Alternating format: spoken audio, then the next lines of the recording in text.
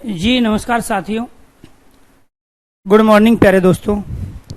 जय हिंद, वंदे मातरम, राधे राधे।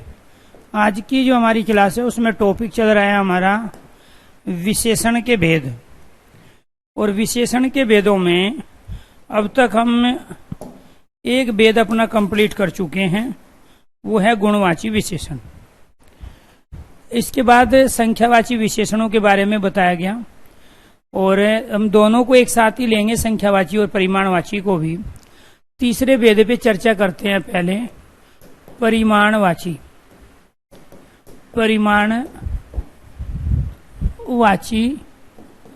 विशेषण, और इनके दोनों के एग्जाम्पल एक साथ लेंगे, संख्यावाची और परिमाणवाची की। परिमाणवाची विशेषण जिसे मापा व तोला जा सकता हो, जिसे मापा व तोला जा सकता हो परंतु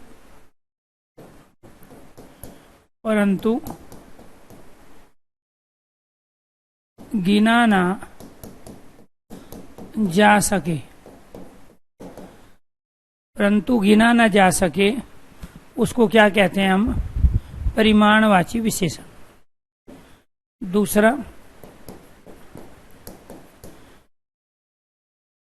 वाची का अर्थ कहना होता है, परिमाण का अर्थ क्वांटिटी होता है, मात्रा होता है। परिमाणवाची विशेषण के प्रकार दो होते हैं। एक होता है निश्चित परिमाणवाची, एक होता है निश्चित परिमाणवाची और दूसरा होता है अनिश्चित परिमाणवाची। निश्चित परिमाणवाची और अनिश्चित परिमाणवाची। निश्चित परिमाणवाची में आपको ये ध्यान रखना है, पूर्ण परिमाण होगा, पूर्ण मात्रा। इसमें क्या होगा? पूर्ण मात्रा होगी। और इसमें क्या होता है? अपूर्ण मात्रा होगी। और वो अपूर्ण मात्रा जो होगी वो हम प्रयोग करेंगे थोड़ा, कम, ज्यादा, अधिक, इसके रूप में। तो ये अनिश्चितता को बताने के लिए हम किसका प्रयोग करते हैं? थोड़ा, कम, ज्यादा, न्यून, अधिक। ये कहलाती है हमारी अपूर्ण मात्रा। तो यहाँ परिमाण किसे कह रहे हैं हम? मात्रा को। परिमाण किसे कह रहे हैं? मात्रा को। और वाची किसे कहते हैं? कहना। तो यानी कि जो मात्रा को कहता है वो क्या कहलाया? परिमाणवाची। तो ऐसे विशेषण जिनको हम माप या तोल सकते हो लेकिन गिन ना सकते हो, वो परिमाणवाची कहलाते हैं। और जिनको केवल गिन सकते हो, माप और तोल नहीं सकते, वो संख्यावाची कहलाते हैं। और कल वाली क्लास में आपको बताया कि एक निश्चित संख्या होता है और एक होता है अनिश्चित संख्यावाची। इन दोनों के एग्जाम्पलों को आपको एक साथ समझना है। अगर आपको लग रहा है कि यहाँ पे वो निश्चित संख्यावाची का ऑप्शन है तो आपको एक टाइप करना है। तो आपके पास चार ऑप्शन है। एक है आपका निश्चित संख्यावाची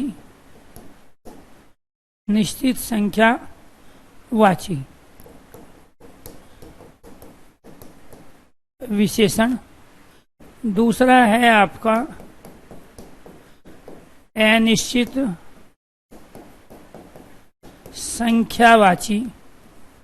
अनिश्चित संख्यावाची विशेषण। फिर तीसरा है आपका निश्चित परिमाणवाची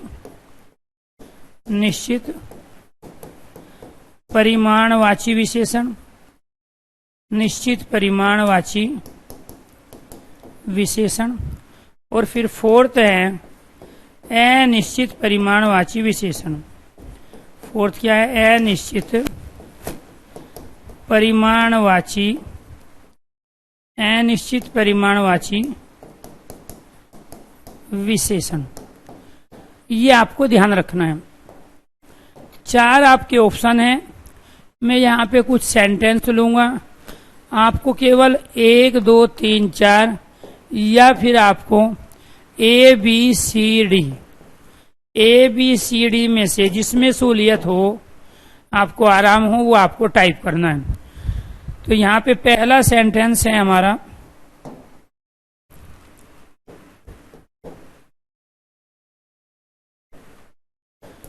मोदी की सभा में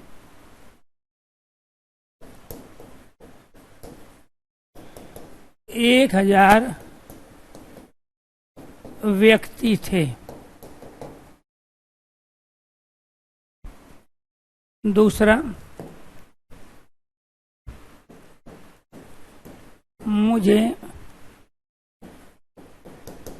1000, 2000 रुपए चाहिए। मुझे 1000, 2000 रुपए चाहिए।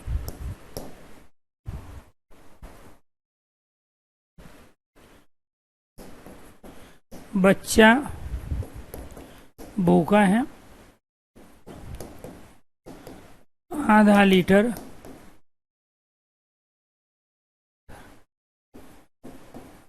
दूध ले आओ।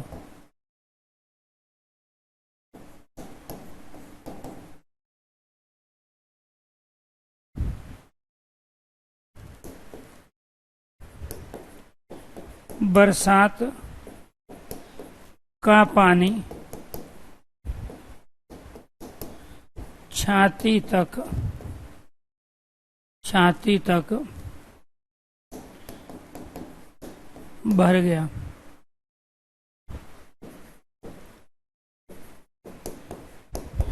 बारात को खिलाने के लिए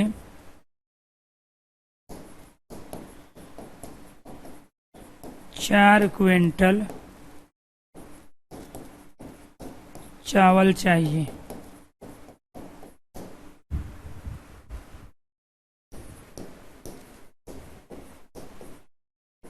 चुल्लू भर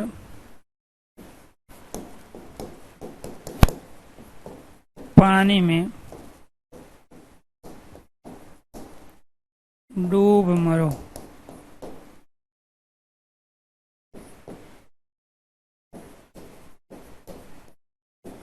मुझे मात्र 55 रुपए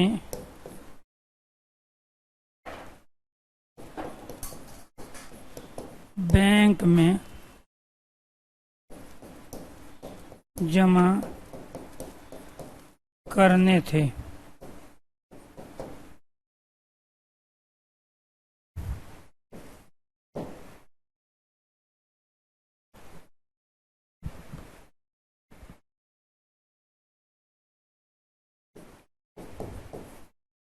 मेरी क्लास में लगभग 1000 छात्र एक साथ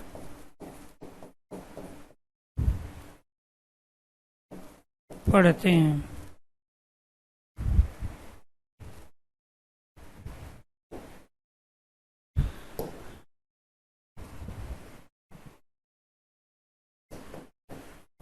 बच्चा भूखा है,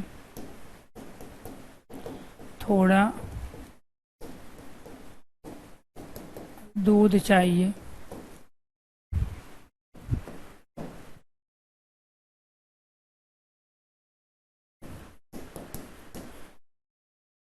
मोदी की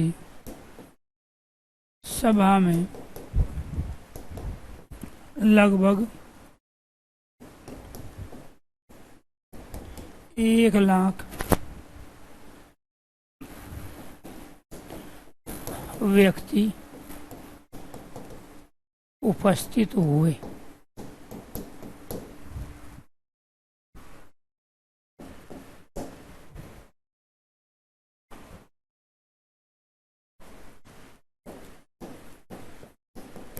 यहाँ से प्रत्येक 3 घंटे, यहाँ से प्रत्येक 3 घंटे बाद, यहाँ से प्रत्येक 3 घंटे बाद एक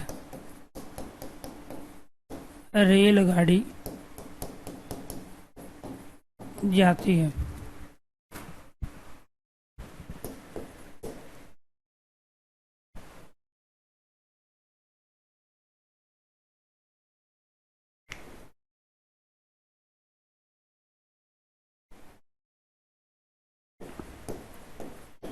पहली रेलगाड़ी के दूसरे डिब्बे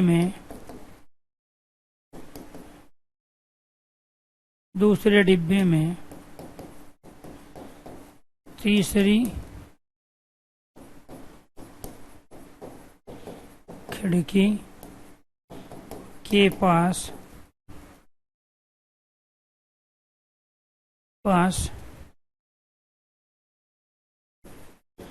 बैठा चौथा व्यक्ति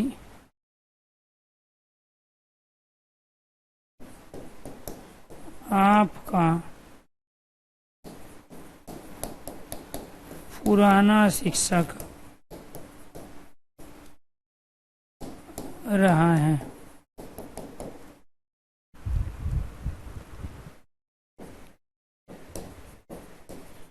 मुझे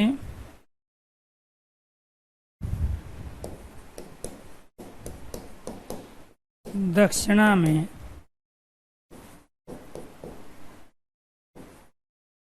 दो जोड़ी चप्पल,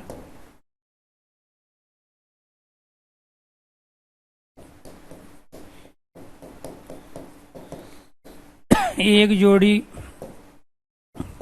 जूते, 3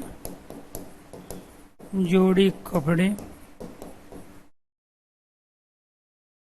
3 जोड़ी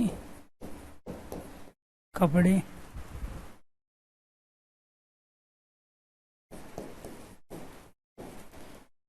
1 दर्जन केले,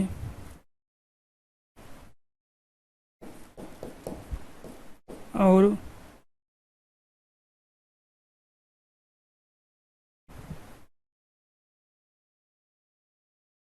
भाई इतना ही बहुत है, ज्यादा नहीं लेते। 1 दर्जन केले तो मिलने ही चाहिए।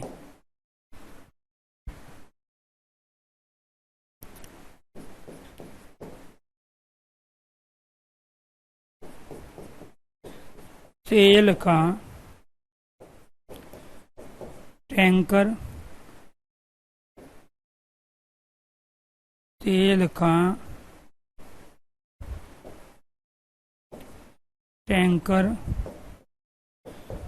पलटने से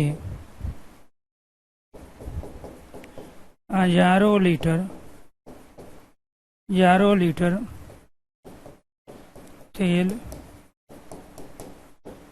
बह गया।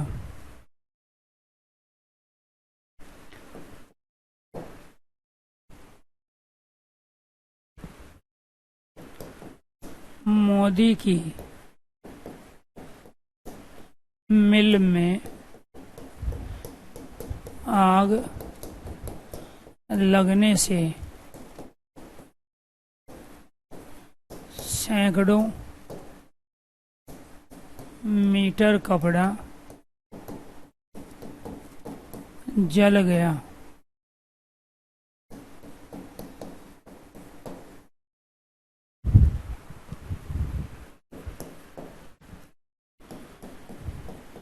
दस किलो आशीर्वाद आटा खरीदने पर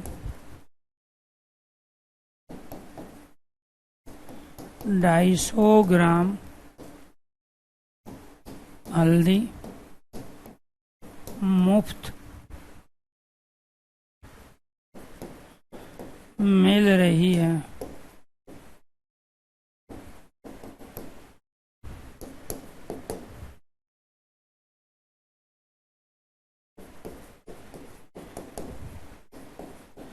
रिलायंस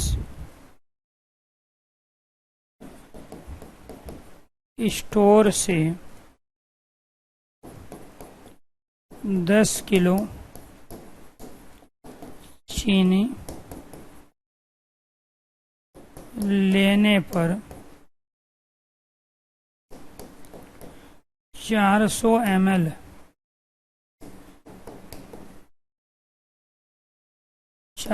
ml कोल्ड ड्रिंक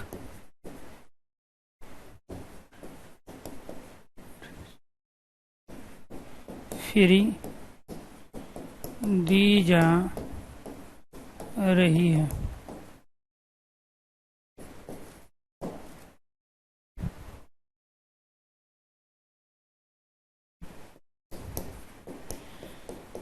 तीन किलो सेब लेने पर 1 किलो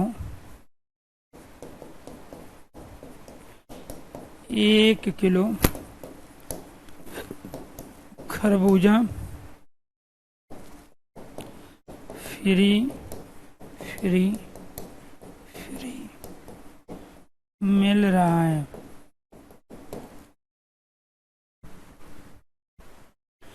तो आपको ये ध्यान रखना है, ये 18 सेंटेंस हैं। इन 18 सेंटेंस में आपको इनकी कंडीशन अप्लाई करनी है। तो प्यारे दोस्तों, अगर मेरी आवाज़ आप तक सही पहुंच रही है और जो भी मैंने लिखा है सब कुछ आपको क्लियर दिखाई दे रहे हैं और आप इसका सही आंसर जानते हो, तो एक बार सारे स्टूडेंट ओके कीजिए, यस कीजिए।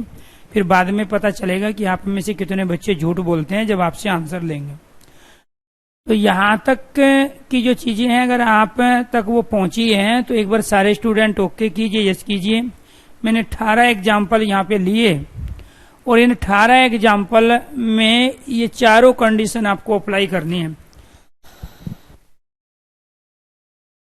प्यारे दोस्तों, निश्चित संख्यावाची विशेषण हम उसे कह रहे हैं जहां काउंटिंग तो होगी लेकिन काउंटिंग पूर्णता के साथ होगी, अपूर्ण नहीं रहेगी, निश्चित रहेगी। 1, 2, 4, 10, ठीक है, 1000, 2000, 10,000, ये सब निश्चित हैं।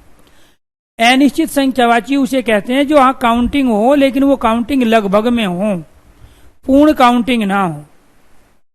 निश्चित परिमाणवाची जिसे केवल मापा और तोला जाए और उसकी भी निश्चितता बताई जा रही हो, निश्चित परिमाणवाची।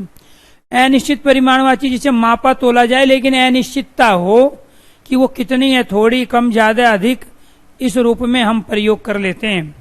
तो यहाँ पे क्वेश्चन नंबर 1, मोदी की सभा में 1000 व्यक्ति थे, इसका राइट आंसर बताना है, क्या होगा।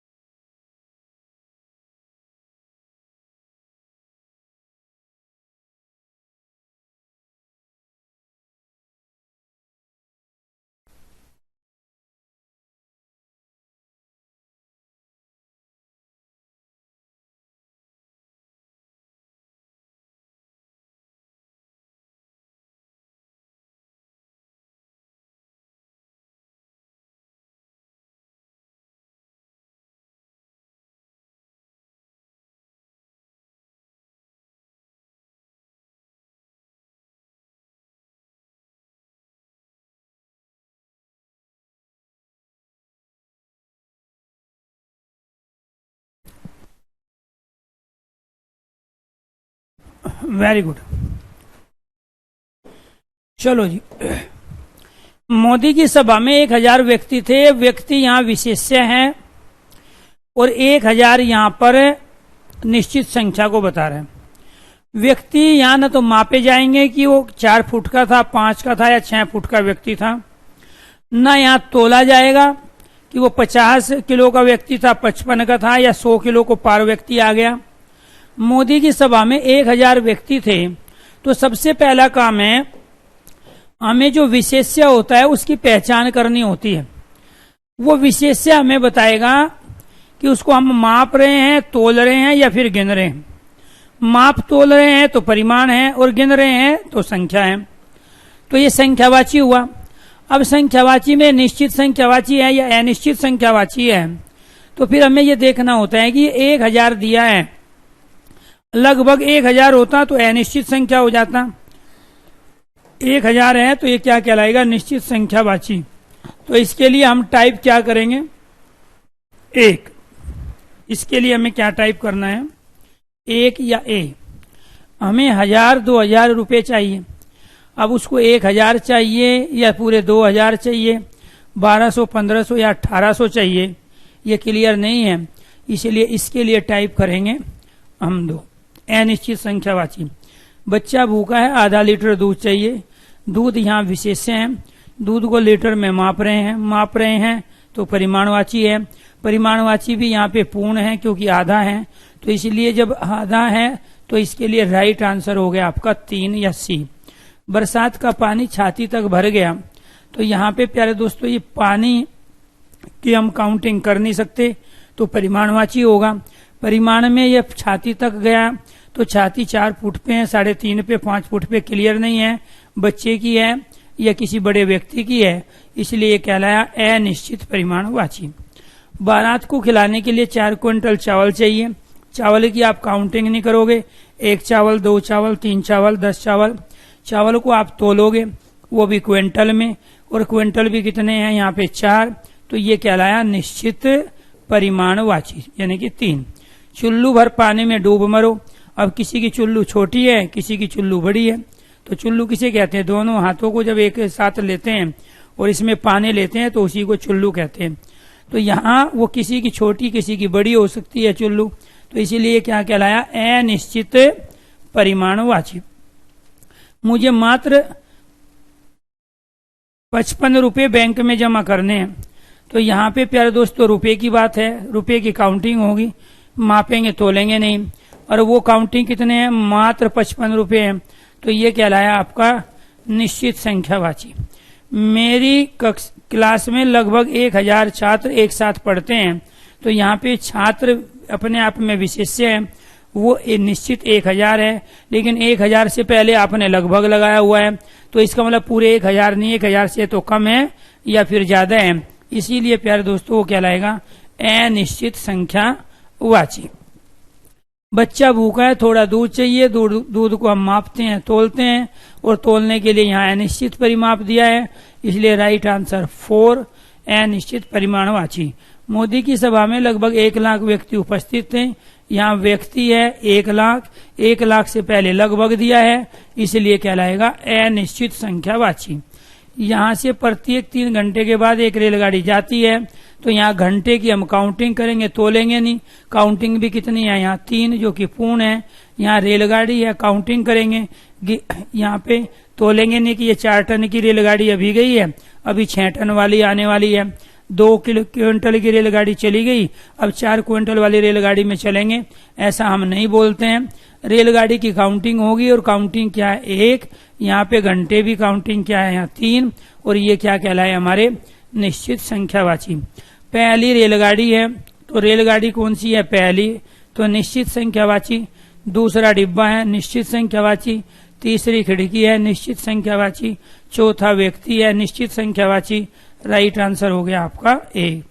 मुझे दक्षिणा में 2 जोड़ी चप्पल चाहिए, तो चप्पल कितनी है, 2 जोड़ी है, क्योंकि एक जल्दी घिस जाएगी, टूट जाएगी, ये 2 जोड़ी चाहिए तो निश्चित है। 1 जोड़ी जूते चाहिए, इसमें काम हो जाएगा, ठीक है, क्योंकि ज्यादातर तो ऑनलाइन क्लास में ही होते हैं, कभी कभी आप लोगों के यहाँ आना होगा तो जूते पहन के आ जाएंगे। 3 जोड़ी कपड़े चाहिए, ठीक है, 2 जोड़ी बाहर के लिए, 1 जोड़ी में घर से काम हो जाएगा, क्योंकि हम ऊपर की शर्ट बदलते रहते हैं, नीचे चीजें एक ही रहे, तो यहाँ काम हो जाएगा 3 जोड़ी कपड़े से। लेकिन खाने के लिए, एनर्जी के लिए, इतनी सारी क्लास लेने के लिए 1 दर्जन केले कम से कम रोज चाहिए, तो जब जाके आपको पढ़ा पाएंगे और तभी हम दक्षिणा के हकदार भी होंगे। इसीलिए ये क्या है, सारे के सारे निश्चित संख्यावाची। चप्पल को जोड़ी में काउंटिंग हो रही है, जूते की 1 जोड़ी में काउंटिंग हो रही है, कपड़ों की यहाँ जोड़ी में काउंटिंग हो रही है, यहाँ केले 1 दर्जन है, काउंटिंग हो रही है, क्योंकि दर्जन में 12 होते हैं, तो इसीलिए केले को तोला भी जाता है, ये आपको ध्यान रखना। लेकिन यहाँ सब काउंटिंग में संख्या, और वो भी संख्या निश्चित संख्यावाची। तेल का टैंकर पलटने से हजारों लीटर तेल बह गया, तो तेल यहाँ विशेष है, लीटर में मापा जा रहा है, हजारों है, 1000 है कि 2000, 3000, कुछ क्लियर नहीं है, तो इसका मतलब अनिश्चित परिमाणवाची। तो क्या कहलाया, अनिश्चित परिमाणवाची। मोदी की मिल में आग लगने से सैकड़ों मीटर कपड़ा जल गया, कपड़े को यहाँ हम गिनेंगे नहीं, मीटर में माप रहे हैं, और मापना भी कितना है, सैकड़ों है। अब वो 100 है, 200 है, 300 है, 150 है, क्लियर नहीं है, इसलिए अनिश्चित परिमाणवाची। 10 किलो आशीर्वाद आटा खरीदने पर आटे को यहाँ काउंटिंग नहीं करेंगे, 1 आटा, 2 आटा, 3 आटा, आटे को तोलेंगे, किसमें, किलो में। किलो कितने हैं, 10, तो यहाँ पे 10 किलो आशीर्वाद आटा है। हल्दी को यहाँ तोल रहे हैं ग्राम में, और ग्राम है 250। कभी आप सोचो कि ये 300 पूरे नहीं है या 200 नहीं है, तो ये भी अपने आप में क्या है, पूर्ण संख्या है, तो इसलिए ये कहलाया आपका निश्चित परिमाणवाची। तो ये क्या है, निश्चित परिमाणवाची। रिलायंस स्टोर से 10 किलो चीनी लेने पर 400 ml, ठीक है, कोल्ड ड्रिंक फ्री दी जा रही है। तो यहाँ चीनी को तोल रहे हैं, ठीक है, और यहाँ कोल्ड ड्रिंक को माप रहे हैं ml में। तो यहाँ मापना है, यहाँ तोलना है, और मापना तोलना निश्चित है, इसीलिए निश्चित परिमाणवाची। 3 किलो सेब लेने पर 1 किलो खरबूजा फ्री मिल रहा है।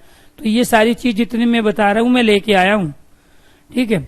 तो यहाँ 3 किलो सेब लिए थे, 1 किलो खरबूजा फ्री दिया, ठीक है। रिलायंस स्टोर पे गया, वहां 10 किलो चीनी के साथ 400 ml की कोल्ड ड्रिंक फ्री दी गई।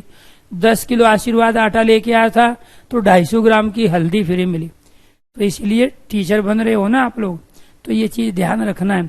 आशीर्वाद आटे की क्वालिटी तो वही है, लेकिन कुछ टाइम के लिए अपने ब्रांड की वैल्यू बनाने के लिए, दूसरे को थोड़ा सा डाउन करने के लिए, दूसरे प्रोडक्ट की मार्केट ना बने, इसलिए ये ऑफर दिए जाते हैं, ठीक है। विशेष रूप से आप बहुत ध्यान रखते हो अमेजोन, फ्लिपकार्ट पर ऑफर का, लेकिन कभी कभी घर के जो सामान होते हैं उन पे भी ऑफर मिलता है, ठीक है। तो ये चीजें आपको ध्यान रखना है। क्या कहला है यहाँ पे, 3 किलो सेब, तो सेब यहाँ क्या है, निश्चित परिमाण।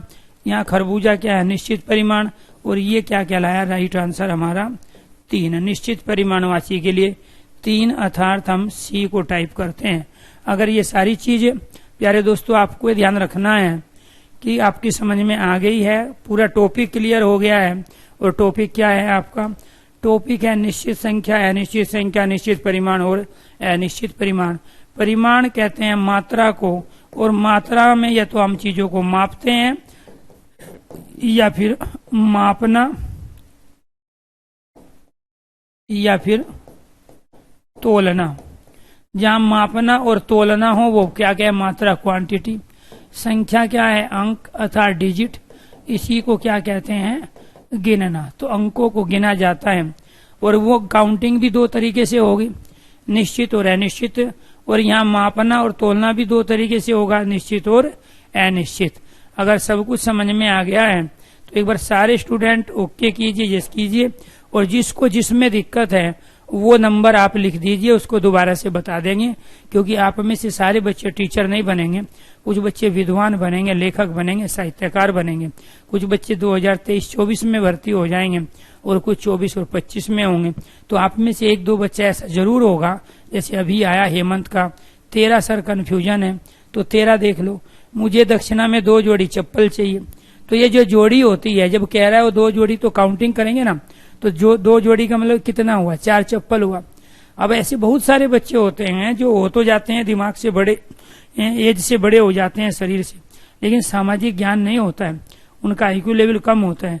अब उसको ये नहीं पता है कि जब चप्पल पहनता है वो 1 पहन के जाता है कि 2 पहन के जाता है, ठीक है, फिर कहोगे सर जी आप तो हमारी मजाक ले लेते हो। ठीक है, तो जब आप काम ऐसे करोगे मजाक वाले, तो फिर बाकी बच्चों का तो मनोरंजन कराना पड़ेगा ना। तो यहाँ जब एक जोड़ी जूते कह रहे हैं तो 2 जूते की बात कर रहे हैं। अब समझ में आ गया देखो तुरंत। ठीक है क्योंकि आपको समझाने का तरीका है। 3 जोड़ी कपड़े कह रहे हैं तो 6 कपड़े हुए ना, एक पैंट शर्ट हो गया, फिर दूसरी पैंट शर्ट और फिर तीसरी कुर्ता पजामा। तो ये क्या हो गया, 3 जोड़ी। तो जोड़ी और दर्जन जो है ये प्यारे दोस्तों काउंटिंग में प्रयोग होते हैं। किस में प्रयोग होते हैं, काउंटिंग में। चलो जी, हेमंत कह रहा है संभावना जताई गई है सर क्वेश्चन में। अब यहाँ पे हम कर रहे हैं प्यारे दोस्तों विशेषण, और ये पहुंच गया है काल में। तो मैंने कहा नहीं था आप में से कुछ विद्वान बनेंगे, लेखक बनेंगे, क्योंकि मैं ऐसे बहुत सारे लोगों को भी तो पढ़ा रहा हूँ जो दार्शनिक प्रवृत्ति के हैं, जो परमात्मा ने विशेष बुद्धि दे के पैदा किए हैं। ठीक है, जो दार्शनिक जो रहस्यों को जो खोल के रखेंगे आने वाले समय में।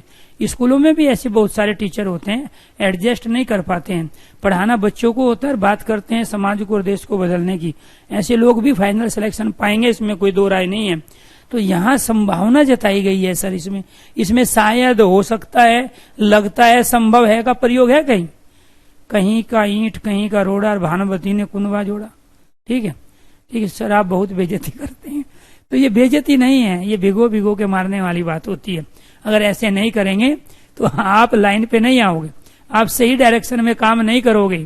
मैंने कहा नहीं था ऐसा कैसे हो सकता है कि हम कितना भी अच्छा पढ़ा ले, कितना भी इजी तरीके से पढ़ा ले, कितने भी दैनिक जीवन से जुड़े हुए आपको एग्जाम्पल दे ले, ऐसा हो ही नहीं सकता है कि सब बच्चों को समझ में आ जाए। क्लियर? तो इसीलिए आपको ये ध्यान रखना है दोस्तों कि यहाँ पे जब जब आप थोड़ा लीक से हटके अपने विवेक का प्रयोग करने लगते हो तो उस प्रवृत्ति को दार्शनिक प्रवृत्ति कहते हैं। जैसे इसमें संभावना को प्रकट करने के लिए शायद, हो सकता है, लगता है, संभव है का प्रयोग कहीं नहीं था। अब काल की चीज कहाँ और कहाँ प्यारे दोस्तों यहाँ विशेषण का प्रयोग हुआ है। ठीक है, तो आप में से बहुत सारे बच्चे ऐसे हैं जो बाद में जाके नासा में जाएंगे, इसरो में जाएंगे, साइंटिस्ट बनेंगे। कुछ बच्चे ऐसे हैं जो दार्शनिक बनेंगे, कुछ बच्चे ऐसे हैं जो साहित्यकार बनेंगे। ठीक है, इसका मतलब ये हुआ कि हमसे पढ़ने वाला कोई भी बच्चा बेरोजगार नहीं रहेगा। कुछ टीचर बन जाएंगे, कुछ साहित्यकार बन जाएंगे, कुछ प्यारे दोस्तों दार्शनिक बन जाएंगे, कुछ साइंटिस्ट बन जाएंगे। अब अगर घर वालों ने आपको ये कहा है कि टीचर बनना है तो केवल इतना ही फोकस करें, केवल इतना फोकस करें जितना एग्जाम के लिए हमारे लिए जरूरी होता है। ठीक है, कई बार हम होते खुद टीचर हैं लेकिन प्रिंसिपल का काम करने लगते हैं स्कूल में जाके। हम भूल जाते हैं जो अपना काम है वो कौन करेगा, जिस ड्यूटी पे हम आए हैं। और ऐसा बहुत बार होता है आप लोगों के साथ कि आपको मजा आ रहा है वहां पे टाइम टेबल बनाने में, अच्छी बात है, चलो, क्योंकि मैनेजमेंट का काम टीचर को आना चाहिए।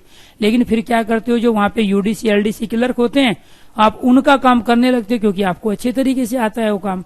आपने ज्वाइनिंग ली है किसी टीजीटी पीआरटी के पद पे और काम कर रहे हो आप क्लर्किंग का। बाहर से चेक इन आ जाती है, आप अपनी क्लास में नहीं हो, आपने अपनी क्लास में किसी दूसरे टीचर को अरेंजमेंट लगा के भेज दिया है, तो वहां से टाइम टेबल मांगा गया। ठीक है कि भाई ये पीरियड किसका है, ये तो जी साइंस के टीचर का है। साइंस का टीचर क्लास में कब आया था जी, अभी तो पिछले 1.5 महीने से तो आया नहीं है। क्या कर रहा है साइंस का टीचर, स्कूल चला रहा है। कहाँ चला रहा है स्कूल, वहां पे प्रिंसिपल ऑफिस में बैठ के चला रहा है, प्रिंसिपल के काम कर रहा है। अब जो बाहर से लोग आए थे निरीक्षण के लिए, अब वो बोलेंगे फिर एक काम करो, आपने यहाँ 4600 पे ग्रेड पे नौकरी पाई है ना, ये टीजीटी के पद की, ये आप टीजीटी साइंस टीजीटी मैथ भर्ती हो गए 4600 पे ग्रेड पे, और क्लर्क की जो पे ग्रेड है वो है 2800 पे ग्रेड। तो फिर एक काम करते हैं, आपको 4600 से 2800 पे ले आते हैं। ठीक है, और उसकी सैलरी आपको देते हैं और फिर मजे से अपना काम करना। सरकार से सैलरी तो ले रहे हो आप 4600 पे ग्रेड की बच्चों को पढ़ाने की, और काम कर रहे हो आप 2200 2800 पे ग्रेड वाला। तो बाहर से जो लोग आए हैं जो एजुकेटेड है, काफी मैनेजमेंट को भी समझते हैं, ठीक है, तो उनका तो दिमाग काम कर रहा है ना, वही काम आप यहाँ करते हो।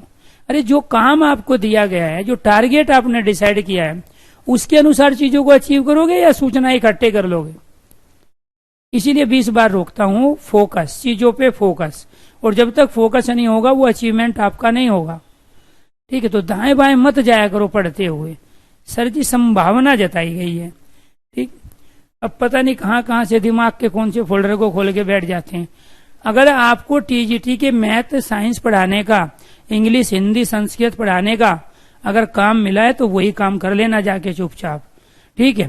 प्रिंसिपल मत बन जाना जाके, वरना किसी दिन सस्पेंड ही हो पाओगे वहां पे, या 4-5 मेमो इशू हो जाएंगे, उनका जवाब आपसे बनेगा नहीं, ठीक है। फिर उठ पटांग जवाब देना और वही सर्विस बुक में लग जाएगा, हो गया प्रमोशन, आपका हो जाएगा रिटायर, ठीक है। तो जो काम है वो काम ही करना है बाद में, अभी भी वही काम करना है। हम जिस पर्पज से पढ़ रहे हैं वही पर्पज, वही टारगेट हमें अपने सामने रखना है, इसलिए विद्वान मत बना करो, ठीक है। तो ये क्या हो गया हमारे विशेषण। आगे बढ़ो।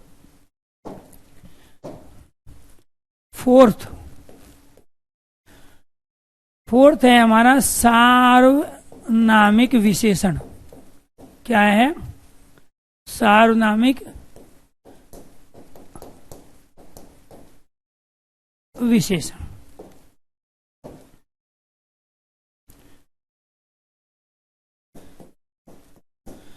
जब यह वह, ये वे,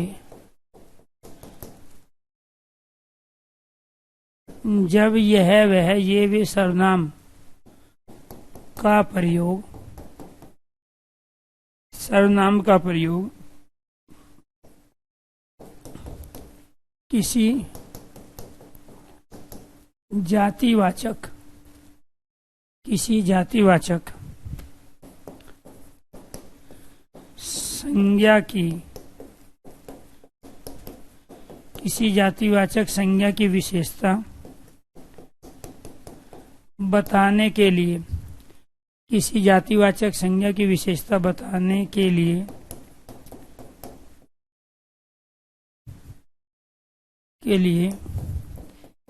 किया जाता है, तो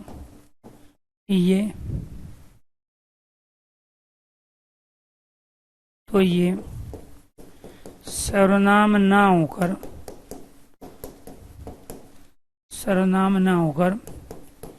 सार्वनामिक विशेषण बन जाते हैं, सार्वनामिक विशेषण बन जाते हैं।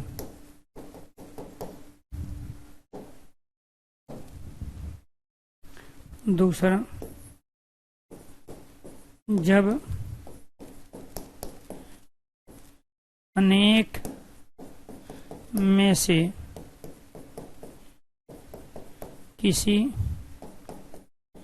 एक की, अनेक में से किसी एक की विशेषता को बताने के लिए, विशेषता को बताने के लिए छांटने के लिए या उसे अलग करने के लिए, उसे अलग दिखाने के लिए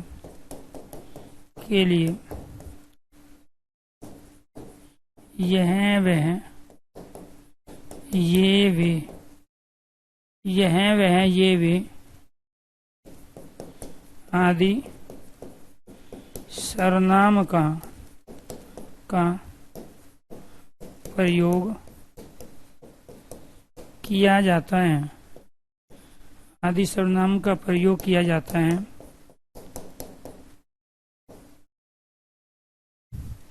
यह वह, ये वे आदि सर्वनाम का प्रयोग किया जाता है, तो उसे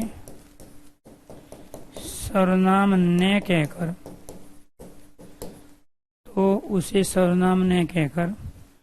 सार्वनामिक विशेषण कहते हैं। सार्वनामिक, सर्वनाम ना कहकर उसे सार्वनामिक विशेषण कहते हैं।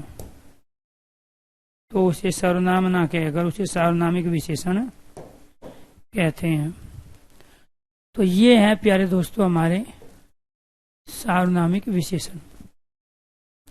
2 कंडीशन आपको जानबूझ के बताई गई, क्योंकि एक कंडीशन तमाम उन बच्चों के लिए है जो टीचर बनना चाहते हैं, दूसरी कंडीशन उनके लिए है जो टीचर बनना चाहते हैं, लेकिन टीचर के साथ साथ उनके अंदर अनेक तत्व दार्शनिक प्रवृत्ति के हैं, या फिर उनके अंदर साहित्यकार प्रवृत्ति के कुछ तत्व उभर गए हैं, या फिर साइंटिस्ट बनने की उनके अंदर एक ललक जाग गई है।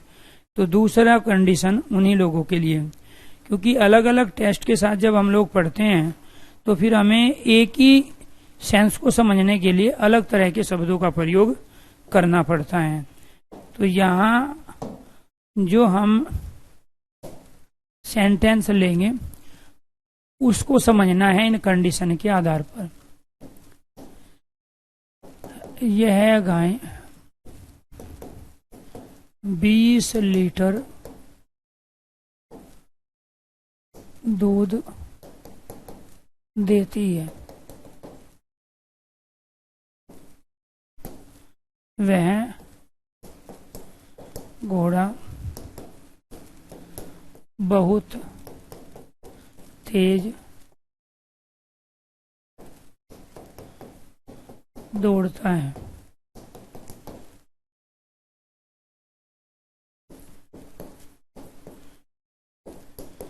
ये पुस्तकें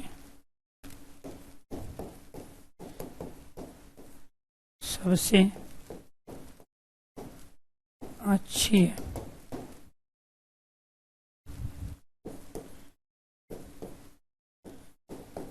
वे लड़की बहुत परिश्रम मेहनत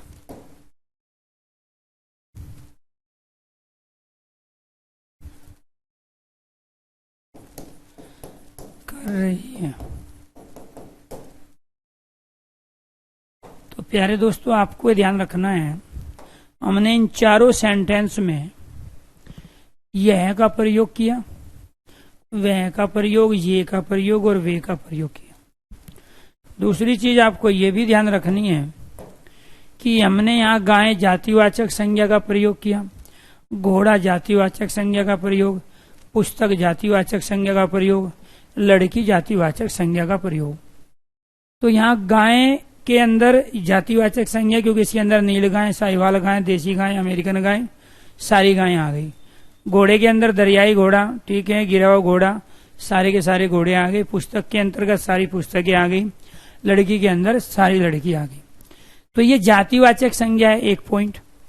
ये यहाँ सर्वनाम है, लेकिन जब जातिवाचक संज्ञा के साथ में इन सर्वनामों का प्रयोग इनको बहुतों में से अलग करने के लिए किया जाता है, तो ये सर्वनाम ना होकर सार्वनामिक विशेषण का काम करते हैं। जब हम ये कहते हैं कि यह गाय 20 लीटर दूध देती है, तो इसका मतलब यह है हमारे सामने 10 गायें हैं और 10 में से किसी एक गाय पे हाथ रख के या एक गाय की ओर इशारा करके कह रहे हैं कि ये वाली गाय है जो 20 लीटर दूध देती है। तो इसका मतलब बाकी 9 गायें तो हमने छोड़ दी है, 10 में से किसी एक को बता रहे हैं ना। मेरी क्लास में बहुत सारे लड़के हैं और मैं किसी एक लड़के की ओर इशारा करके कह रहा हूं कि ये लड़का 2024 में टीचर बन जाएगा। तो इसका मतलब हम बहुतों में से किसी एक लड़के को छांट रहे हैं। ये लड़की बहुत मेहनत कर रही है, इसका मतलब बाकी नहीं कर रही है। तो यहां हमने जिन सर्वनामों का प्रयोग किया है वो यहां सर्वनाम ना होके इनकी विशेषता को बताने का काम कर रहे हैं। और यही चीज मैंने आपको यहाँ पे बताई है। जब यह है, वह, ये, वे सर्वनाम का प्रयोग किसी जातिवाचक संज्ञा की विशेषता बताने के लिए किया जाता है, तो ये सर्वनाम ना होकर सार्वनामिक विशेषण बन जाते हैं। भाई सर्वनाम का ही हम विशेषण के रूप में प्रयोग कर रहे हैं। ऐसे ही जब अनेक में से किसी एक की विशेषता को बताने के लिए, उसे छांटने के लिए या उसे अलग दिखाने के लिए यह, वह, ये और वे, इनमें से किसी भी सर्वनाम का प्रयोग किया जाता है, तो सर्वनाम ना होकर सार्वनामिक विशेषण कहलाते हैं। क्या कहलाते हैं? सार्वनामिक विशेषण। अब देखो, जैसे आप मुझे हिंदी का बेस्ट टीचर बता रहे हैं, अब कुछ बच्चे कह रहे हैं कि सर आप तो कमेंट नहीं लेते, ठीक है। कुछ बच्चों को DSSB की वैकेंसी चाहिए, कुछ बच्चों को यूपी टेट का नोटिफिकेशन चाहिए, तो सबके टेस्ट अलग अलग है। अब अंदाजा लगाओ, एक आदमी इतने अलग अलग टेस्ट वाले व्यक्तियों को एक साथ पढ़ा रहा है, तो ये तो बड़ा अचीवमेंट है हमारे लिए। तो तो इसीलिए हम सारे कमेंट पढ़ते हैं, लेकिन आपको पढ़ के नहीं सुनाते जो आप चाहते हो। ठीक, सारे कमेंट पढ़ते हैं। ऐसा भी नहीं है कि आप में से 4000 बच्चे एक साथ कमेंट करेंगे। सरसरी तौर पे हम नजर डालते हैं तो हमें पता चल जाता है, क्योंकि 15 साल से हम पढ़ा ही रहे हैं, बच्चा क्या पूछेगा। लेकिन समस्या ये है कि आप लोगों को इस पढ़ाई के अलावा भी बहुत सारी दाएं बाएं की इधर उधर की चीजों का जवाब चाहिए। अगर मैं उन चीजों का जवाब देने लगा तो मैं अपना ये जो कंटेंट है ना, जो मुझे 5 एग्जाम्पल दे के ही खत्म कर देना चाहिए था, अब मैंने ये 4 जो ऑप्शन आपको दिए थे, इसके लिए जरूरी था कि मैं 18 एग्जाम्पल देता, 8 में भी तो काम चल सकता था। लेकिन मैंने 8 एग्जाम्पल ना दे के 18 एग्जाम्पल दिए। क्यों? क्योंकि मुझे पता है सबकी जरूरत पूरी तब होगी जब ये सारे 18 के 18 में एग्जाम्पल दे दूं। मैं चाहता तो इसको 28, 38, 48 तक भी ले जा सकता था, लेकिन मुझे दूसरा मुद्दा मेरा ये था कि आज मुझे विशेषण वाला टॉपिक भी कंप्लीट करना है। तो मैं यहाँ कुछ चीजों को पहले से फिक्स करके माइंड सेट करके आता हूं कि आज का अचीवमेंट हमें ये करना है, और उस पे मेरा फोकस रहता है, और आप लोगों का बार बार फोकस टूटता रहता है। तो जब मुझे ये पता है आज मुझे विशेषण वाला टॉपिक भी कंप्लीट करना है, क्योंकि विशेषण के लिए 2 लेक्चर हो चुके हैं, किससे पहले वाला रेखिए, तो न तो मैं 28 और 38 पे जा सकता था, न मैं 8 पे रह सकता था। तो 8 में बहुत सारे बच्चों की चीजें क्लियर नहीं होती, तसल्ली नहीं होती। अगर मैं चाहता तो यहां लपेट के चीजों को आगे बढ़ गया होता। न मुझे आपके कमेंट देखने की जरूरत थी, न आपसे बात करने की जरूरत थी। लेकिन मैं जिस तरीके से पढ़ाता हूं, मैं उस तरीके से है कि अगर कोई बच्चा कमेंट ना भी करे या उसको कमेंट ना करने आते हो, उसकी टाइपिंग अच्छी ना हो, वो भी मेरे से 100% अचीवमेंट करता है। और जिसकी टाइपिंग बहुत अच्छी है, जो तुरंत फटर फटर फार्म भरेगा टीचिंग में, और टाइपिंग की स्पीड जबरदस्त ले रहा है, यूडीसी एलडीसी क्लर्क वाली, तो मुझे उस बच्चे को भी 100% समझाना है। तो दोनों बच्चों को एक साथ मैंने ये कहा था कि मेरी क्लास में मैं हर बार बोलता हूं, मेरी किसी भी बात का बुरा नहीं मानोगे, मैं आप में कमी नहीं खोज रहा हूं। आपके अंदर कुछ ऐसे तत्व हैं, ऐसी चीजें हैं जो एक स्टूडेंट होने के नाते स्टूडेंट लाइफ में नहीं होने चाहिए। स्टूडेंट इस धरती पे सबसे बड़ा देवता होता है, बशर्ते स्टूडेंट लाइफ में वो स्टूडेंट के काम कर रहा हो। पढ़ने की उम्र में वो केवल पढ़ रहा हो तो धरती का सबसे बड़ा देवता वो है। जैसे छोटे छोटे बच्चे होते हैं ना, अबोध बालक, उनको हर कोई अपने घर ले जाता है, ट्रेन में मिल जाए तो यहां से टच करेंगे। वो सिर्फ उसकी सुंदरता के कारण नहीं करते, उसकी मासूमियत के कारण। उसके अंदर कोई पाप नहीं है, उसने कोई दोष नजर नहीं आ रहा है किसी को, उसमें अपनापन होता है, हर किसी को फील होता है। और जब कोई नवरात्रि वगैरह होते हैं तो लड़के लड़कियों को भी बुला के लेते हैं, छोटे चलो जी आप भी आ जाओ, लड़की के साथ लड़का भी आ जाओ। तो वो रीजन क्या है? क्योंकि उनके अंदर किसी भी तरह का पाप, किसी भी तरह का दुर्राव या बुराई नहीं होती है, वो सोचते ही नहीं है, क्योंकि उनका फोकस रहता है अपनी उम्र में जो उनको करना होता है, अपनी मस्ती में करते हैं, बिना ये सोचे कि हमसे क्या गलत हुआ और क्या सही हुआ है, इसलिए वो सारा सही सही करते हैं। ऐसे स्टूडेंट लाइफ में भी ये माना जाता है कि स्टूडेंट कभी भी गलत न तो करता है, न गलत चाहता है और न गलत होने देता है। लेकिन हम ये गलत करते हैं कब? जब स्टूडेंट के गुण छोड़ के, स्टूडेंट लाइफ में पढ़ना छोड़ के हम समाज को सुधारने और दुनिया को बदलने की ठान लेते हैं। अपने आप को ठीक करेंगे नहीं, दूसरे को ठीक करने की ठान लेते हैं। लक्ष्य बनाए डीएसएसबी में फार्म भर के भर्ती होना है, पड़ोसी ने थोड़ा डिस्टर्ब कर दिया, 4-5 गाली दे दी बिना वजह से, पता चला पहले पड़ोसी को ठीक करेंगे, टीचर तो बाद में ही बनेंगे। वो टीचर बन के भी आप पड़ोसी को ठीक कर सकते थे, क्योंकि पड़ोसी को तुमने डिस्टर्ब इसलिए किया कि वो चाहता ही नहीं है आप टीचर बनो। वो तो करेगा उस काम को, वो तो डिस्टर्ब करेगा, उसको पता है कि अगर इसको डिस्टर्ब ना किया भर्ती हो जाएगा अब की बार, और ये फिर 4600-4800 पे ग्रेड में सिलेक्शन पा गया तो इसके घर पे तो हर महीने 1 लाख रुपए आएंगे। तो फिर वो जब आप भर्ती होंगे, ठीक है, उसके बाद जो उसको चांटा पड़ेगा वो अपने आप ही ठीक हो जाएगा, क्योंकि आप में और उसमें जमीन आसमान का अंतर होगा। उसका मोरल अपने आप ही डाउन हो जाएगा, आपको ठीक करने की आवश्यकता ही नहीं है। आप अपना प्रोग्रेस करो, जो दूसरा डिस्टर्ब कर रहा है, दूसरा बार बार टांग पकड़ के खींचने की कोशिश कर रहा है, उस पर ध्यान मत दो, उसको कोई और मिल जाएगा। और जब आपका प्रोग्रेस हो जाएगा वो अपने आप ही फिसल जाएगा। तो इसीलिए ध्यान रखना है अपने दुश्मन का, अपने शत्रु का, या जो भी आपसे ईर्ष्या करता है उसको उल्टा जवाब मत दो। आप अपने पे फोकस करो, अपना प्रोग्रेस करो। मेरे दादाजी ज्यादा पढ़े लिखे नहीं थे, लेकिन मेरी आज आज तक उनकी एक बात सबसे बढ़िया मुझे लगती है।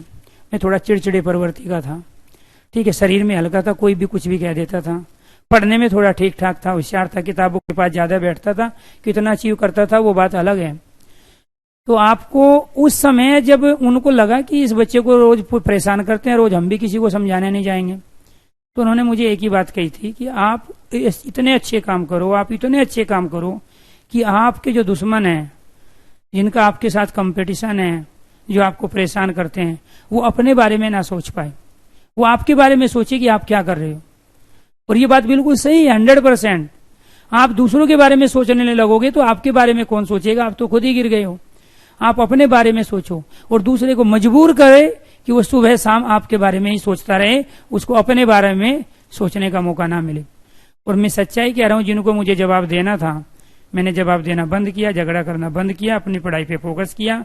जब मैं दिल्ली पढ़ने आता था तो गांव में मैक्सिमम लोग मुझे कहते थे कि मैं किसी प्राइवेट कंपनी में नौकरी कर रहा हूं, कोई छोटी मोटी 2000-4000 की, जबकि मैं दिल्ली यूनिवर्सिटी में एडमिशन लेके पढ़ रहा था। किसी को यकीन ही नहीं था इसका दिल्ली यूनिवर्सिटी में एडमिशन हो जाएगा, ये पढ़ लेगा, क्योंकि दिखने में तो सीधा साधा था। क्योंकि कोई भी प्रोग्रेस नहीं देखना चाहता था, कोई नहीं चाहता था कि इनके घर से या ये जाके दिल्ली यूनिवर्सिटी में, जो भारत की सबसे बेस्ट यूनिवर्सिटियों में से एक है, उसमें ये पढ़ाई करेगा। जो दिल्ली रह रहे थे उनको भी यकीन नहीं था ये कैसे पढ़ ले, क्योंकि हमारे खुद के बच्चे दिल्ली रह रहे हैं, उनका तो एडमिशन दिल्ली यूनिवर्सिटी में नहीं हुआ है। तो कोई भी खुश नहीं था।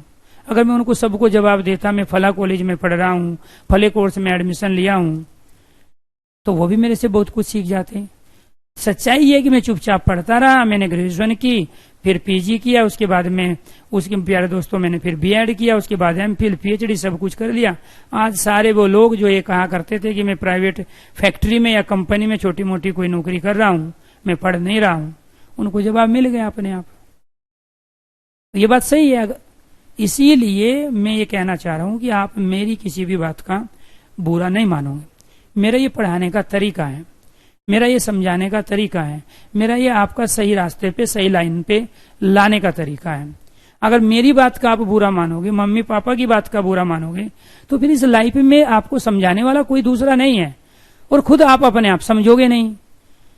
भाई दूसरों को तो आप वैल्यू ही नहीं दे रहे हो, दूसरे को तो आप मान ही नहीं रहे हो कुछ भी। तो ये तो आप टीचर समझा सकते हैं आपको, या फिर आपके मम्मी पापा समझा सकते हैं, और तीनों में से जिसकी बात माननी आपने जिस दिन बंद कर लोगे, उस दिन आप इंसान की जगह कुछ दूसरी प्रवृत्ति आपके अंदर आ जाएगी। जिस तरीके से मैं कहता हूं कि स्टूडेंट लाइफ में हर किसी के मन में ये चीजें आती है। दार्शनिक प्रवृत्ति उभरती है, साहित्यकार की प्रवृत्ति उभरती है, ठीक है, कुछ विशेष करने की प्रवृत्ति उभरती है। लेकिन हमें ये सारे काम कब करने हैं, जब हम नौकरी ले ले। तो इन तत्वों को थोड़ा दबा के रखो। जब मैं दिल्ली यूनिवर्सिटी में था, ग्रेजुएशन कर रहा था, तो मैं भी सोचता मैं दुनिया बदल दूंगा, पूरा गांव बदल दूंगा, समाज को चेंज कर दूंगा। लेकिन हम इस इतने बड़े सिस्टम के एक छोटे से हिस्सा हैं, हम सिस्टम नहीं बदल सकते हैं। ये थ्योरिटिकल चीजें हैं, प्रैक्टिकल चीजें कुछ और हैं। लेकिन पहले आप अपने को साबित कर दो कि हाँ, हमारा भी वजूद है, हम भी इस दुनिया में हैं, ठीक है। सरकारी नौकरी ले लो, कुछ बड़ा अचीवमेंट हासिल कर लो, दुनिया अपने आप आपकी बातें सुनेगी, अपने आप मानेगी। जितने दुश्मन है खुद अपने आप कहेंगे भाई साहब नमस्कार, मैडम जी कहाँ जा रहे हो, हमारे बच्चों को भी थोड़ा गाइड कर दो। तो इसीलिए वो सारी चीजों के आपको नहीं चलना है। तो यहां हम बात कर रहे थे कि यहां पे हम 8 एग्जाम्पल देके, 18 एग्जाम्पल देके हम क्यों इन सब चीजों को वो करना। अब जो बच्चे का ये था कि सर आप कमेंट नहीं लेते हैं, अब एक बात बताइए, आप इतनी सारी, ठीक है, कमेंट करते हो, बहुत सारे बच्चे करते हैं, मैं सारे पढ़ लेता हूँ कमेंट, लेकिन उनमें से कुछ कमेंट ऐसे होते हैं जिनका जवाब आने वाले समय में ऑटोमेटिक अपने आप मिल जाता है। आखिरकार हमारा मोटिव क्या है, भर्ती होना। भर्ती कब होंगे, जब हमारे कंटेंट और टॉपिक कंप्लीट होंगे। सिलेबस हमारा ये है, क्योंकि जिन चीजों से आप उलझे हुए हो ना, उन चीजों को, क्वेश्चन को दिमाग में ही मत उठाओ, उनका आंसर ही किसी से मत लो। आप अपने लक्ष्य पे केंद्रित रहो, अपने आप खुश भी रहोगे और चीजें सारी की सारी आपकी आसान होती चली जाएगी। वह घोड़ा बहुत तेज दौड़ता है, बहुत सारे घोड़े हैं, मेरे सामने 5 घोड़े बंधे हैं, किसी एक की ओर इशारा करके कह रहा हूं कि ये वाला घोड़ा है जो बहुत तेज दौड़ता है। तो हमने क्या किया, हमने बहुत सारे घोड़ों में से किसी एक घोड़े को अलग कर लिया, छांट लिया, उसकी विशेषता बता रहे हैं। ये पुस्तकें सबसे अच्छी हैं। मार्केट में गए, बुक स्टोर पे गए और बुक स्टोर वाला ये कह रहा है कि आपने पुस्तक मांगी और उसने बहुत सारी पुस्तक दी और फिर कह रहे हैं कि ये पुस्तक बहुत अच्छी है, या मैं आपके साथ हूं, मैं कह रहा हूं कि ये वाली पुस्तक अच्छी है। तो हमने बहुत सारी पुस्तकों में से किसी एक पुस्तक को अच्छी बता रहे हैं। आपके साथ कोई आपका फ्रेंड है और वो कह रहा है कि नहीं ये पुस्तक मत लो, ये वाली पुस्तक लो, ये सबसे अच्छी है। तो आपको ये ध्यान रखना है, हमने बहुत सारी पुस्तकों में से किसी एक पुस्तक को अच्छी बताने के लिए उसके लिए जिस सर्वनाम का प्रयोग किया वो सर्वनाम नहीं है, वो सार्वनामिक विशेषण है। वे लड़की बहुत परिश्रम व मेहनत करती है। अब मान के चलो आपके घर पे मामा जी आ गए और आपकी मम्मी जो है कंप्लेन कर रही है आपकी ये तो पढ़ते ही नहीं है, आपके बच्चे तो कामयाब हो गए और ये तो पूरा दिन सीरियल देखते हैं नाग नागिन का और बाकी इधर उधर की बात करते हैं, फोन पे सारा दिन लगा रहते हैं, क्या करते हैं हमारी तो समझ में आता नहीं। अब मामा जी ज्यादा पढ़े लिखे हैं मम्मी के मुकाबले, मामा जी बोल रहे हैं कि नहीं ये लड़की बहुत परिश्रम और मेहनत कर रही है, या वे लड़की बहुत परिश्रम और मेहनत कर रही है।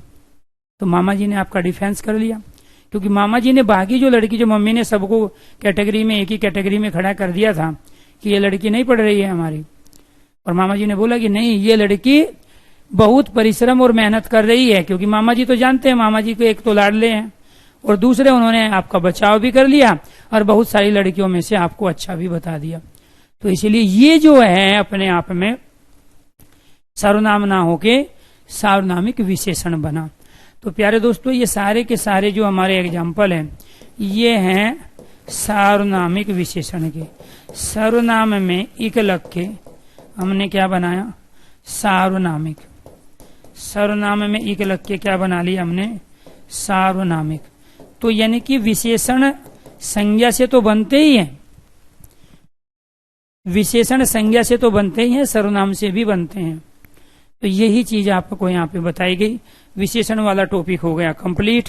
अब आपको जो करना है वो करना है क्रिया वाला टॉपिक, जो कि विकारी शब्दों में चौथा है। विकारी के अंतर्गत संज्ञा सर्वनाम विशेषण और क्रिया आते हैं। तीन आपने पढ़ लिए हैं, संज्ञा सर्वनाम और विशेषण।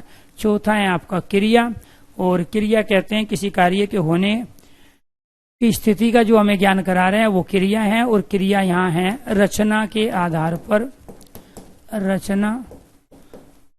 रचना या क्रम के, रचना या क्रम के आधार पर, रचना या क्रम के आधार पर क्रिया के भेद। रचना या क्रम के आधार पर क्रिया के दो भेद होते हैं, और उनमें से रचना या क्रम के आधार पर क्रिया के दो भेद होते हैं। इनमें से एक भेद होता है हमारा अकर्मक क्रिया। क्या होता है, अकर्मक क्रिया। दूसरा भेद होता है सकर्मक क्रिया। दूसरा भेद क्या होता है, सकर्मक क्रिया। तो अकर्मक और सकर्मक ये दो प्रकार के क्रम के आधार पे या फिर रचना के आधार पे क्रिया के भेद। दूसरे जो भेद होते हैं हमारे वो होते हैं अर्थ या प्रयोग के आधार पर, अर्थ या प्रयोग के, अर्थ या प्रयोग के आधार पर, अर्थ या प्रयोग के आधार पर क्रिया के भेद। और वो होते हैं 8 से लेके 10 भेद। अर्थ के आधार पे 8, प्रयोग के आधार पे क्रिया के 10 भेद होते हैं। उनमें कौन कौन सा भेद होता है, इनमें एक भेद होता है सामान्य, एक होता है मूल क्रिया। इस मूल क्रिया को हम धातु भी कहते हैं, जो क्रिया का सबसे छोटा रूप होता है। एक होता है सामान्य क्रिया, तीसरा होता है साधारण क्रिया, तीसरा क्या होता है, साधारण क्रिया। चौथा होता है सहायक क्रिया। क्या होता है, सहायक क्रिया। पांचवा होता है संयुक्त क्रिया। पांचवा क्या होता है? संयुक्त क्रिया। इसके बाद छठा होता है नाम धातु क्रिया।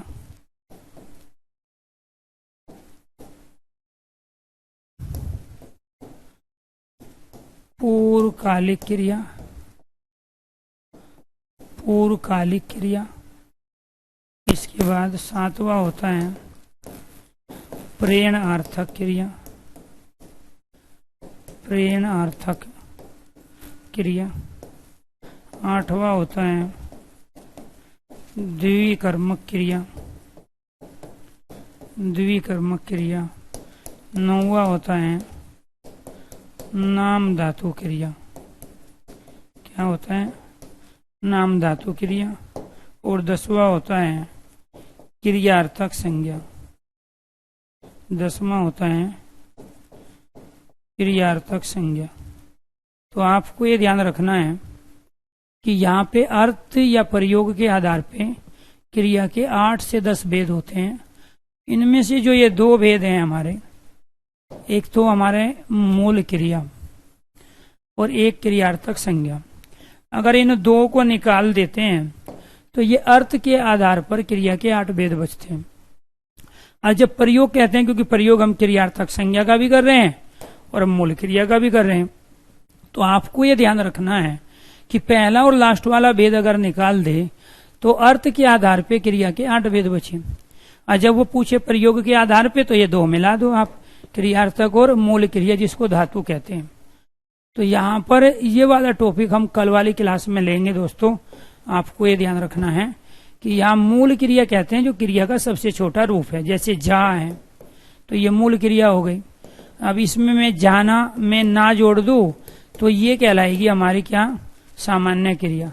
और इसमें अगर मैं कर लगा दूं तो ये कहलाएगी हमारी साधारण क्रिया। और इसमें प्यारे दोस्तों अगर मैं जा में ता, ती और ते जोड़ दूं तो ये कहलाएगी हमारी जाता, जाति, जाते, ये कहलाएगी हमारी सहायक क्रिया। संयुक्त क्रिया, ठीक है, खाना पीना, नहाना धोना, खाना पीना, नहाना धोना, खेलना कूदना, ये संयुक्त क्रिया है। जहाँ 2 क्रिया एक साथ शुरू हो एक साथ समाप्त हो उसको कहते हैं हम संयुक्त क्रिया। अगर जो क्रिया का सबसे छोटा रूप होता है वो मूल क्रिया यानी कि धातु कहलाता है। जैसे पढ़, चल, देख, ठीक है, ऐसे ही खेल। सामान्य क्रिया क्या होगी? जब क्रिया के अंत में हम ना का प्रयोग कर दें। किसी भी मूल क्रिया धातु में अगर ना का प्रयोग कर रहे हैं, जाना, चलना, फिरना, खेलना, कूदना, पढ़ना, लिखना, ये सब क्या है? हमारी सामान्य क्रिया है। साधारण क्रिया है क्रिया की समाप्ति वाला रूप। जाकर, पढ़कर, खेलकर, कूदकर, देखकर, पूछकर, हंसकर, ठीक है, ये सारे के सारे क्या हो गई? साधारण क्रिया हो गई। क्या हो गई? साधारण क्रिया। सहायक क्रिया किसे कहते हैं? जो हम हेल्पिंग वर्ब के रूप में मूल क्रिया के साथ प्रयोग करते हैं, ठीक है। जैसे जाता, जाती, जाते, है, हो, हूं, चुका, चुकी, चुके, होगा, होगी, होगे, ताते, ती, रहा, रही, रहे, ये सब क्या कहलाते हैं? हमारे सहायक क्रिया अर्थात हेल्पिंग वर्ब, ठीक है। साधारण और सामान्य दोनों एक नहीं होती है। साधारण क्रिया क्रिया की समाप्ति का रूप होता है। तो ये आपको ध्यान रखना। मैंने यही तो कहा ना, आप में से कुछ बच्चे जो हैं जो प्रीवियस नॉलेज है उसी वजह से सीख नहीं पाते, क्योंकि प्रीवियस नॉलेज क्या है? पूर्व ज्ञान जो आपने किताबों से लिया है या कहीं टीचरों ने पढ़ा है। मान के चलो 6ठी से 12 तक आपके पास हिंदी थी, वहां आपने पढ़ लिया, ठीक है। नेहा आज बहुत खुश है, पैसा वसूल कह रहे हैं कि आज की क्लास की वजह से उसके सारे पैसे वसूल हो गए, ठीक है। तो कोई ईमानदारी से आप इस चीज को आप कोशिश करो करने की कि यहाँ पे हम ये मान के चलते हैं हमारे पास औरों के मुकाबले ज्यादा मैच्योर बच्चे आते हैं और इसी वजह से हम लोगों का सिलेक्शन ज्यादा होता है, ठीक है, कैरियरविल ऐप से। उसका रीजन ये है कि एक तो पहले ही बच्चा हमारे पास वो आता है जिसको पढ़ना है, बेफालतू के काम नहीं करने हैं, नौटंकी नहीं करनी है, उसका अपना एक टारगेट है, वो अचीव करते हैं। तो जब हमें अच्छे स्टूडेंट मिले हैं और फिर हम कंटेंट अच्छा देते हैं सीक्वेंस में लॉजिकली ढंग से, इस वजह से उनका फिर सिलेक्शन भी होते हैं। तो यहाँ ऐसा नहीं है कि हम सबका सिलेक्शन करा पाते हैं। सिलेक्शन उन्हीं लोगों का होता है जो ये तो हमारी बातों पे चलते हैं, हमारी विश्वास करते हैं और हमारा जो अनुभव है टीचिंग के फील्ड में उसका वो फायदा उठाते हैं।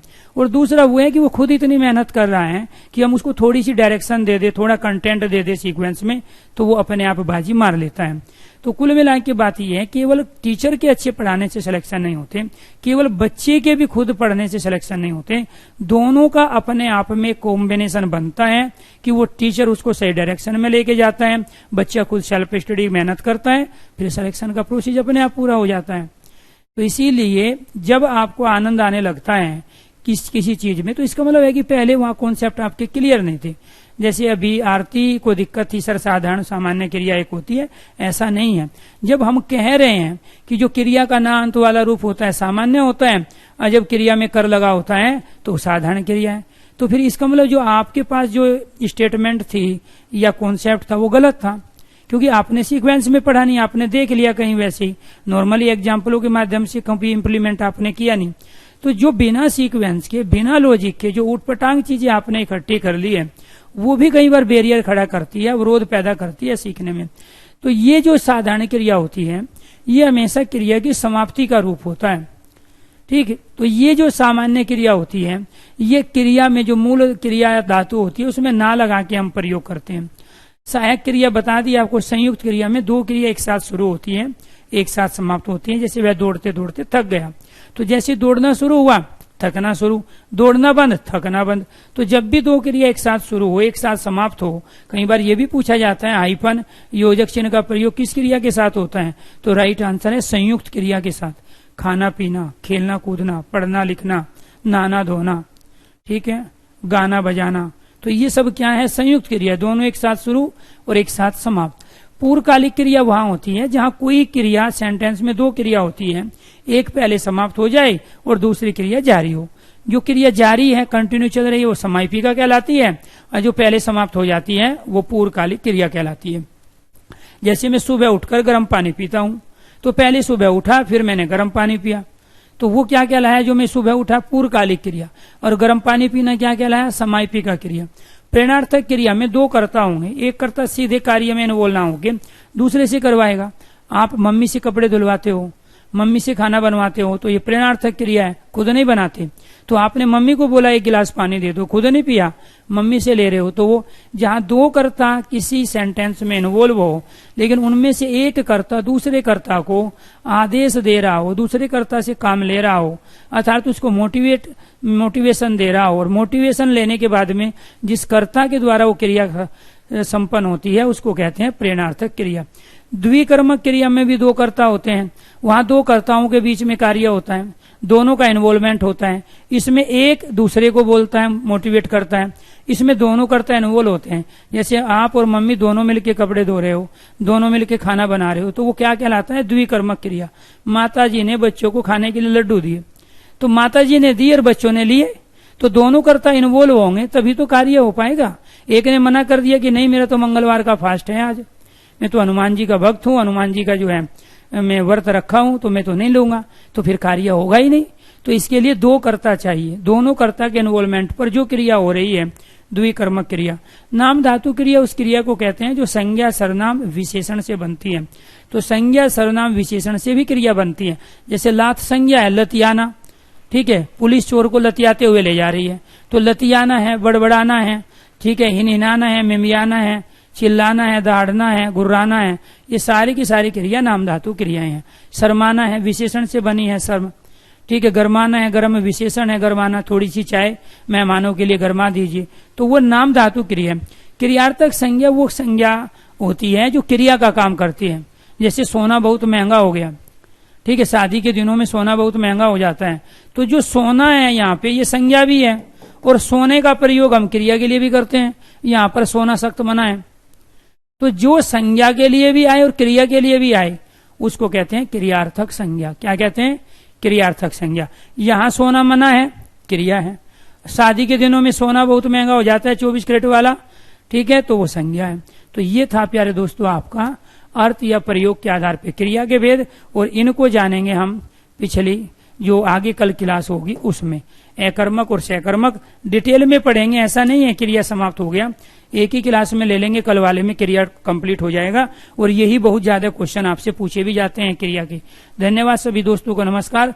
आज शाम को 9 बजे Hindi by Arun sir YouTube channel पर मैराथन क्लास होगी मिक्स क्वेश्चन की। तो उस मैराथन क्लास का आपको ध्यान रखना है कि 9 बजे Hindi by Arun sir channel पर 100 क्वेश्चन की मैराथन लेके आ रहा हूं। बेहतरीन क्वेश्चंस हैं, तो 9 बजे मिलेंगे। 8 बजे आपकी वैसी क्लास रहेगी जो कि आपके मिक्स क्वेश्चन हम कराते हैं 50, उसकी क्लास लेंगे। फिर शाम को लेंगे आपकी मैराथन क्लास। धन्यवाद दोस्तों।